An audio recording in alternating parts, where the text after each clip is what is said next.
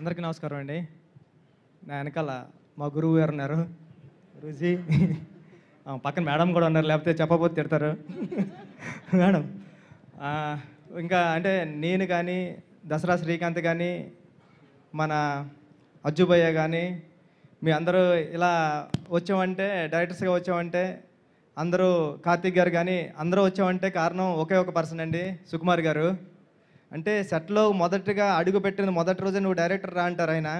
నేను డైరెక్టర్ అయితే అనుకుంటాం, అంటే నువ్వు డైరెక్టర్ అయితే సినిమా ఎలా తీస్తావో అలా తీయంటారు. సుక్కు సార్, మీ దగ్గర నుంచి ఇంకా చాలామంది వచ్చేస్తారు నాకు తెలుసు, దాంట్లో తిరగలేదు. నాకు తెలిసి ఈ జనరేషన్లో ఇంతమంది డైరెక్టర్స్ని తయారు చేసే పర్సన్ ఎవరినో ఉన్నారంటే ఇంకొకరు కూడా ఉండాలని కోరుకుంటాం. కానీ మా గురువు గారి దగ్గర ఇంకా చాలామంది ఉన్నారు, వస్తూనే ఉంటారు. ఎప్పుడో గోవాలో ఉన్నప్పుడు చెప్పారు, ఒరే సుకుమార్ రైటింగ్స్ అని బ్యానర్ పెడతారనుకుంటున్నారా అని. అంటే అది ఇంత అవుతుంది, ఇంత పెద్దది అవుతుంది, సుక్కు సార్ నుంచి మేము ఇలా పడుతుంది, దాంట్లోంచి మేము పడతాం అన్నది ఎప్పుడు ఊహించలేదు సుక్కు సార్.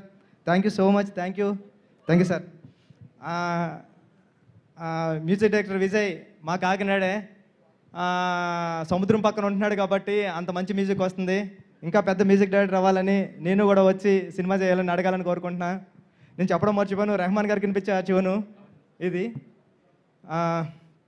ఇంకా ఏం చెప్తాం, సుహాస్ ప్రతిసారి కొత్త సినిమా వస్తుంది, ఆల్ ది బెస్ట్. టీం అందరికీ ఆల్ ది బెస్ట్ అండి. అజ్జుబాయ్ గురించి చెప్పాలి. అర్జున్ అన్న, నేను సుక్కు సార్ దగ్గర వర్క్ చేసినప్పటి నుంచి నువ్వు నాకు తెలుసు. అంటే నేను మొట్టమొదటిసారిగా క్లాప్ బోర్డ్లో నాకు రాయడం దగ్గర నుంచి ఎడిటింగ్ బుక్లో ఎడిటింగ్ రాయడం నేర్పింది అర్జున్ అన్నే. నేను మానిటర్ చూస్తున్నా, ఆర్టిస్టులు ఎలా చేస్తారో ఒకసారి చూద్దామని వస్తుంటే డెప్మే కొట్టాను. నన్ను కొట్టి, నువ్వు ఇంకెక్కడ రావడానికి టైం ఉందిరా, నువ్వు అర్జెంటుగా వెళ్ళి ముందు ఆ వర్కులు చేయన్నాడు. అర్జున్, నువ్వు కొట్టింది నాకు గుర్తుంది. నువ్వు కానీ తోట సీనన్న కానీ సార్ దగ్గర ఎంత కష్టపడేవారో నాకు తెలుసు. అంటే 4:30, 5:30, 6:30 అయ్యేది, మళ్ళీ సార్ 8:30కి ఆఫీస్కి వస్తే 8:30కి వచ్చేసేవారు. మీరు అంత కష్టపడేవారు. మీలో 10% కష్టపడినా డైరెక్టర్ అయిపోవచ్చు అనిపించేది. ఆ 10%తోనే అయ్యాను డైరెక్టరు. మీరు 100% ఎఫర్ట్స్తో వస్తున్నారు. మీరు ఇప్పుడు ఎంత పెద్ద డైరెక్టర్ అవుతారో నాకు తెలుసు. ఎందుకంటే మీ కష్టం చూశాను. మీరు మాట్లాడుతుంటే నేను ఎమోషనల్ అయిపోయాను ఇప్పుడు. అంటే నాకు ఏడుపు వచ్చింది అక్కడ.